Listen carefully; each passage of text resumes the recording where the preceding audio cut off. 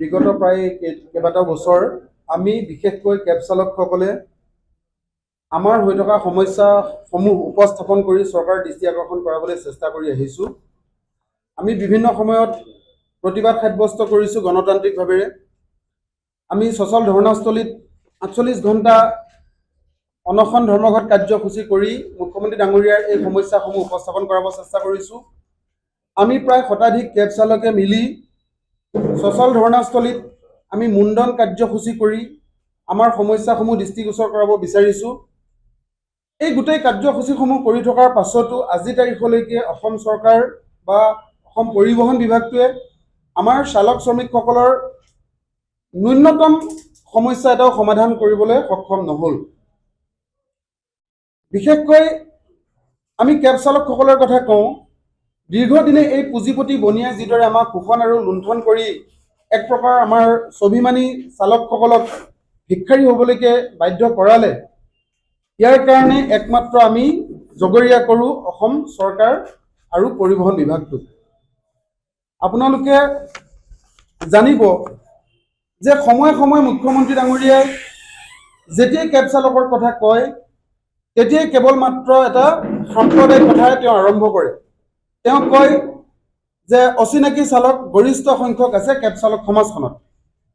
আজি এই সংবাদমেলখনৰ জৰিয়তে আমি সন্মানীয় মুখ্যমন্ত্ৰী ডাঙৰীয়াক এই কথা স্পষ্টকৈ ক'ব বিচাৰিছোঁ, হয়, আপুনি অসমৰ সৰ্বোচ্চ সন্মানীয় এটা গুৰুত্বপূৰ্ণ দায়িত্বত থাকি তথ্য নাথাকাকৈ আপুনি কথা নকয়।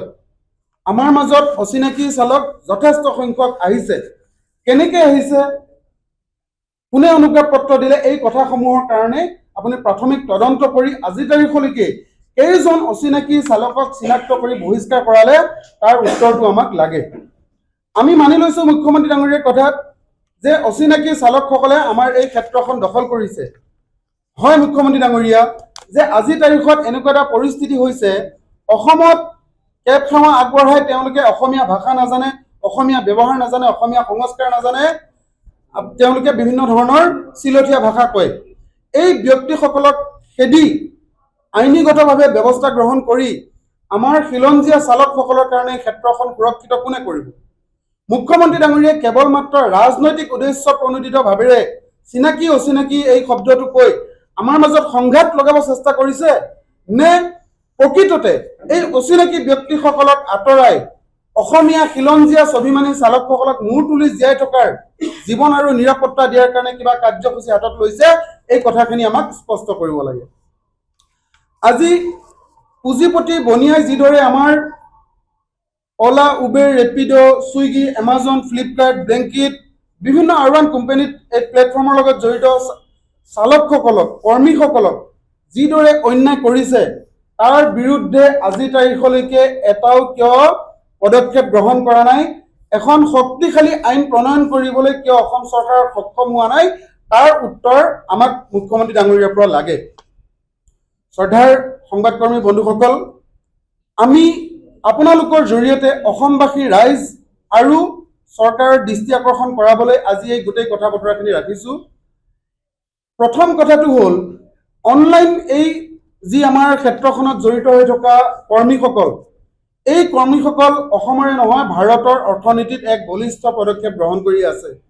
কিন্তু ন্যূনতম সা সুবিধাৰ পৰা বঞ্চিত হৈ আজি আমাৰ এই চালকসকল বা আমাৰ এই কৰ্মীসকলে এই ক্ষেত্ৰখন এৰি গাঁৱত গৈ হাজিৰা কৰিবলৈ বাধ্য হৈছে। আমি মধ্যবিত্ত ফেমিলিৰ পৰা অহা, আজি গুৱাহাটীত কেবখন চলাই আমি দৰিদ্ৰলৈ ৰূপান্তৰিত হৈছোঁ, আমি ভিক্ষাৰী হৈছোঁ। 7 পৰা 8 লাখ টকাকৈ ব্যয় কৰি, নিজে শ্ৰম কৰি, নিজে গাড়ীখন মেইনটেনেঞ্চ কৰি, সম্পূৰ্ণ নিজে কৰি আজি তাৰিখত আমাৰ এনেকুৱা এটা অৱস্থা হৈছে যে আমি সামান্য এটা বিপদত পৰিলে, অকণমান স্বাস্থ্যজনিত যদি কথা এটা হয়, আমি সামাজিক মাধ্যমৰ জৰিয়তে আমি ৰাইজক অনুনয় বিনয় কৰিবলগীয়া হয় যে আমাক চিকিৎসাৰ কাৰণে আপোনালোকে সহায় কৰক। আমি দুখীয়া আছিলোঁ কিন্তু ভিক্ষাৰী নাছিলোঁ। পুঁজিপতি বনিয়াৰ এই তেওঁলোকৰ চক্ৰান্তত পৰি আমি আজি সৰ্বশান্ত হৈছোঁ, আমাৰ উপায় নোহোৱা হৈছে। গতিকে আপোনালোকৰ জৰিয়তে মুখ্যমন্ত্ৰী ডাঙৰীয়াক আমি অনুৰোধ কৰিছোঁ, বিধানসভা নিৰ্বাচনৰ পূৰ্বে গিগ এণ্ড প্লেটফৰ্ম কৰ্মীসকলৰ কাৰণে আইন প্ৰণয়ন কৰাৰ ব্যৱস্থা কৰক। মৌলিক সা সুবিধাসমূহ দিয়াৰ ব্যৱস্থা কৰক। আপোনালোকে জানি আচৰিত হ'ব আজি গীত কৰ্মীসকলৰ কি অৱস্থা। ইয়াতকৈ আৰু ভালকৈ ক'ব একো প্ৰয়োজন বোধ মই নকৰোঁ। এতিয়া আমাৰ অসুবিধাসমূহ আপোনালোকে কম বেছি পৰিমাণে সকলোৱে জ্ঞাত। অসমৰ ৰাইজে কিছু কিছু কথা বুজি উঠা উচিত যে আজি আমাৰ পাৰ্কিঙৰ সমস্যা, অলা উবাৰ ৰেপিড' যি গিগ ৱৰ্কৰ প্লেটফৰ্মত যিমান কাম কৰা মানুহ আছে, বাইকেই হওক কাৰেই হওক অটোখনেই হওক, আজি আমাৰ পাৰ্কিঙৰ যথেষ্ট অসুবিধা। মৌলিক অধিকাৰৰ কথা আমি কি ক'ম? এয়াৰপৰ্টত গ'লে খোৱা পানীৰ ব্যৱস্থা আমাৰ নাই, তাত বিশ্ৰাম গৃহ বুলি একো নাই, তাত কুকুৰখেদা দিয়া হয় আমাক। তাতে আদানীক গটোৱাৰ দিনাৰ যিদিনাখনেই আদানীক হস্তান্তৰ কৰা হ'ল তাৰ পিছৰ দিনাৰ পৰাই তাত আমাৰ কোনো ধৰণৰ সুৰক্ষা নাই। তাত যোনে তোনে মাৰধৰ কৰিব পাৰে, তাত আমাক সুৰক্ষা নাই, না অসম পুলিচে আমাক সহায় কৰে, না তাৰ কোনোবা বেলেগ তেওঁলোকৰ পক্ষৰ মানুহে আমাক সহায় কৰিব আহে। তাত আমি যদি 10 মিনিটৰ ভিতৰত গাড়ীখন উলিয়াব নোৱাৰোঁ তেতিয়াহ'লে আমি 150 টকা জৰিমনা দিব লগা হয়। এইটো টুল টেক্স নহয়, জৰিমনা। তাৰপিছত যদি আধা ঘণ্টালৈকে 150 টকা থাকে, আধা ঘণ্টাৰ সময় পাৰ হোৱাৰ পাছতে ঘণ্টাই প্ৰতি 100 টকাকৈ বাঢ়ে। আপোনালোকে ভাবক, আজি চিন্তা কৰক যে আমি 8-9 লাখ টকা ব্যয় কৰি গাড়ী এখন ক্ৰয় কৰি তাত মোৰ লেবাৰ আছে, মই নিজে গাড়ীখন চলাই আছোঁ, মোৰ যদি চেলেৰিটো কাটি দিওঁ তেতিয়াহ'লে মোৰ গাড়ীখনৰ EMIও নাহে। আমি তেনেকুৱা এটা অৱস্থাত আজি চলি আছোঁ। ঘৰলৈকে নিবলৈ আমাৰ একো সুবিধাপন নাথাকে। তাৰ পাছত অসমৰ মাননীয় মুখ্যমন্ত্ৰী হিমন্ত বিশ্ব শৰ্মা ডাঙৰীয়াই অসম আৰু অসমীয়াৰ স্বাৰ্থত যেনেধৰণৰ মন্তব্য দিয়ে, তেনেধৰণৰ ক্ষেত্ৰত যদি আমাৰ ক্ষেত্ৰখনতো অকণমান যদি তেওঁ অলপমান যদি হস্তক্ষেপ কৰিলে হয়, তেওঁ যদি অকণমান চকু দিলে হয় তেতিয়াহ'লে বৰ ভাল হ'লেহেঁতেন। কাৰণ তেওঁ অকল মুখতে থাকিলে নহ'ব। এতিয়া আমাৰ কাৰণে কিবা এটা কৰিলেহে আমি ভাবিম যে মুখ্যমন্ত্ৰীজন অকল বনিয়াৰ নহয়, মুখ্যমন্ত্ৰীজন অকল বেপাৰীৰ নহয়, বহিৰাগতৰ নহয়, অসমীয়াৰো হয়। অকল মুখেৰে ক'লেই নহ'ব। জাতি ধৰ্মৰ নামত বিভেদ কৰাটো বহুত দেখিলোঁ, কিন্তু জাতি ধৰ্মৰ নামত বিভেদ কৰি আমাৰ একো ফলাফল আমি একো দেখা নাই। আমাৰ মাজত বহু সংখ্যক মানুহ আছে, যদি কোনোবা বংগমূলীয়, যদি বাংলাদেশৰ পৰা আহিছে বা পাকিস্তানৰ পৰা আহিছে, আমি মুকলিমূৰীয়াকৈ সমৰ্থন জনাওঁ যে মুখ্যমন্ত্ৰী মহোদয় আপুনি খেদি পঠিয়াওক অনতিপলমে। কিন্তু তেনেকুৱা কৰা নাই। তেওঁ মুখত কৈ আমাৰ মাজত এটা বিভেদৰ সৃষ্টি কৰি আহিছে। এই কথা বতৰাবোৰে আমাৰ মনত যথেষ্ট ভয় আৰু শংকাৰ সৃষ্টি কৰে।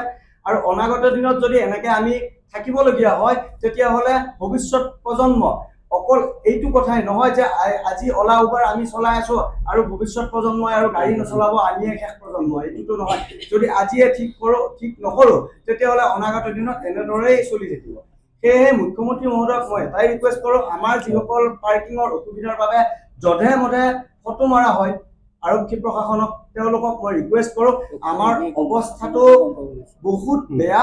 আমাক এনেধৰণৰ যধে মধে ফটো মাৰি 2000 টকা জৰিমনা বিহাটো বন্ধ কৰিব লাগে আৰু আমাক পাৰ্কিঙৰ ব্যৱস্থা অকণ কৰি দিব লাগে, যেন আমি যাত্ৰীজনক 2 মিনিটৰ বাবে গুৱাহাটী GS ৰোড বা অন্য ৰোডবিলাকত 2 মিনিটৰ বাবে যাত্ৰীজন নমা বা উঠোৱাৰ ব্যৱস্থাটো কৰিব পাৰে। আপোনালোকে দেখিছে গুৱাহাটী মহানগৰীত এই যে পিলপিলাই ঘূৰি ফুৰে আমাৰ বাইকবোৰ, ফ্লিপকাৰ্ট হওক, এমাজন হওক, জমেট' হওক, ছুইগি হওক, এই ল'ৰাবোৰ যে বহুত স্পীড যায়। এই ল'ৰাবোৰে তেওঁলোকৰ জীৱনৰ এই মূল্যৱান সময়কেইটা ইমান যে ৰিস্ক লৈ কষ্ট কৰি আছে, তেওঁলোকৰ উদ্দেশ্য এইটো নহয় যে গুৱাহাটীত তেওঁলোকে বিল্ডিং বনাব, মাটি কিনিব, ডাঙৰ ডাঙৰ ঘৰ সাজিব। এই মানুহবোৰৰ অন্তৰৰ যন্ত্ৰণাটো বুজি পোৱাটো চৰকাৰখনৰ দায়িত্ব আৰু কৰ্তব্য। আজি এই ল'ৰাবোৰ হৈছে কি, তাৎক্ষণিকভাৱে মেগী পেকেটটো দিবলৈ তেওঁলোকে 10 মিনিটত পাবগৈলগীয়া হয়, যাৰ ফলত তেওঁলোকৰ কেতিয়াবা দুৰ্ঘটনা হয়। কোম্পানীয়ে তেওঁলোকক সেই দুৰ্ঘটনাৰ কাৰণে কোনো ধৰণৰ দায়িত্ব গ্ৰহণ নকৰে। আজি ল'ৰাবোৰৰ এনেকুৱা এটা অৱস্থা হৈছে, শুনিব বেয়া লাগিব, এটা নিৰোধৰ পেকেট অৰ্ডাৰ দিয়ে। এই নিৰোধৰ পেকেটটো আনিবৰ কাৰণে 5 মিনিট 10 মিনিটত পাবগৈ লাগে। যদি 10 মিনিট দেৰি হয় তেতিয়াহ'লে সেই কৰ্মচাৰীজনক সাংঘাতিক ধৰণে মানসিক অত্যাচাৰ কৰা হয়, মাৰপিট কৰা হয় আৰু এই কেঞ্চেল কৰি দিয়াৰ ফলত ল'ৰাজনৰ পকেটৰ পৰা পইচা কাটা যায়। তো এই গোটেই যিটো ব্যৱস্থা, এই ব্যৱস্থাটোত চৰকাৰে 1 মিনিটো কিয় গুৰুত্ব নিদিয়ে? কোম্পানীৰ যিটো এলগৰিদম চিষ্টেম, এই এলগৰিদম চিষ্টেমটোৰ কি আত্মা আছে নেকি? তাৰমানে কথাটো এনেকুৱা ক'বলৈ গ'লে যে আগৰ দিনত আমাৰ গাঁৱৰ যিবিলাক ধনী মহাজন থাকে, এই মহাজনে যে এটা মুনিম ৰাখে, সেই তেনেকুৱা এটা ব্যৱস্থা এই কোম্পানীসমূহে ৰাখিছে, এলগৰিদম চিষ্টেম। এই এলগৰিদম চিষ্টেমটোৰ আত্মা নাই। তেওঁলোকে যি ডাটা ভৰোৱা আছে, সেই ডাটাবেছৰ ওপৰত আমাক তেওঁলোকে জাজমেণ্ট কৰে। আজি আমি এই কোম্পানীবোৰৰ কৰ্মচাৰী নহয়, কিন্তু আমাক কৰ্মচাৰীৰ দৰে ট্ৰিট কৰে। যেতিয়াই তেতিয়াই তেওঁলোকে এলগৰিদমে আমাক একাউণ্টসমূহ ব্লক কৰি দিব, আমাক তেওঁলোকে ৰেটিং কমাই দিব, ক'ৰবাত ভাড়া আমাক কম কৰি দিব, বিভিন্ন ধৰণৰ হাৰাশাস্তি হৈছে। এই এলগৰিদম ছিষ্টেমটোৰ বিৰুদ্ধে আমি তীব্ৰ বিৰোধিতা কৰিছোঁ। গোটেই কথাখিনি যদি মূল ভাৱ ক'ব বিচাৰোঁ, তেতিয়াহ'লে মুখ্যমন্ত্ৰী ডাঙৰীয়াই আৰু অসম চৰকাৰৰ ব্যৱস্থাটোৱে অসমৰ যি আত্মনিৰ্ভৰশীল হ'বলৈ এই ক্ষেত্ৰখনত জড়িত হৈছে, এই ল'ৰাখিনিৰ কাৰণে অন্ততঃ এবাৰ ভাবক। তাৰ কাৰণে অহাকালিৰ পৰা অৰ্থাৎ 25 তাৰিখৰ পৰা 31 জানুৱাৰীলৈকে আমি গুৱাহাটী মহানগৰীৰ প্ৰতিটো প্ৰান্তত ঘূৰিম। আমাৰ ল'ৰাবোৰ ঘূৰিব।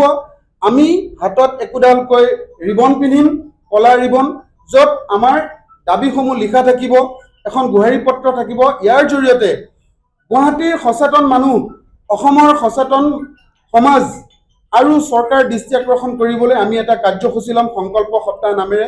উক্ত কাৰ্যসূচীটোৰ অন্তত আমি এখন স্মাৰক পত্ৰ মুখ্যমন্ত্ৰী ডাঙৰীয়ালৈ প্ৰেৰণ কৰিম। যদি মুখ্যমন্ত্ৰী ডাঙৰীয়াই আমাৰ আৰ্তনাদৰ ভাষা বুজি, আমাৰ কথা বতৰাবোৰ শুনি এটা সমাধানৰ কাৰণে ব্যৱস্থা গ্ৰহণ কৰে, তেতিয়াহ'লে ভাল। আৰু যদি নহয়, তেতিয়াহ'লে পৰৱৰ্তী সময়ত আমি অলা, উবেৰ, ৰেপিড', ছুইগি, জমাটো, এমাজন, ফ্লিপকাৰ্ট, যিমান আমি গিগ আৰু প্লেটফৰ্মৰ কৰ্মচাৰীসকল আছোঁ, ৰাজপথত ওলাই অহাৰ হুংকাৰ কৰিছোঁ। ধন্যবাদ। যিকোনো খবৰৰ বাবে যোগাযোগ কৰক আমাৰ এই নম্বৰত 9181 307 221।